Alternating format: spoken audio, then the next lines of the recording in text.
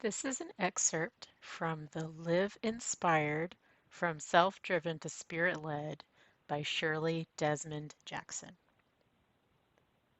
One night, just as I drifted into sleep, a line from a short story I read years ago popped into my head. Oddly, I remember only a few details of the actual story. The protagonist, a young school-aged girl, volunteered in the school counselor's office. Eager to gain compliments about herself, the student violated confidentiality rules, pulled out her file, and began to read.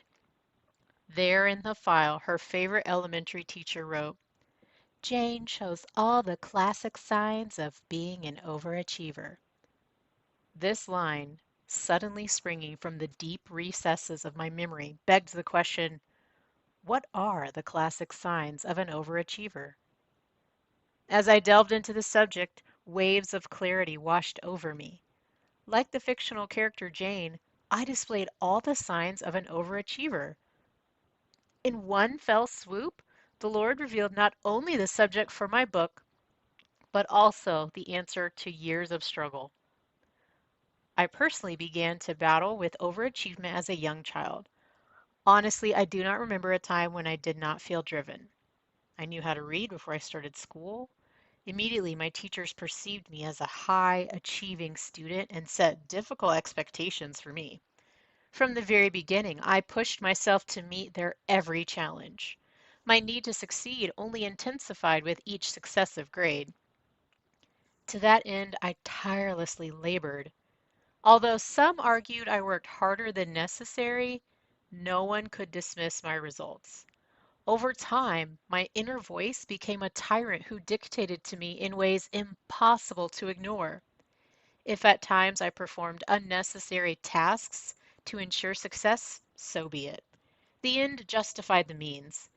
Yet these work habits began to cripple my spirit. As I grew, I became exceedingly more anxious, which in turn made me even more driven. Still, nothing seemed amiss. Success demanded effort. This way of living felt perfectly normal and necessary. But during my senior year in college, I became a Christian. For the first time, my constant inner turmoil looked out of place. For years, I struggled to reconcile the drive I felt to the life of grace offered by Jesus. Grabbing my Bible and a concordance, I studied topics like grace, faith, forgiveness, joy, and peace. I reached out to older Christians and sought their advice and input.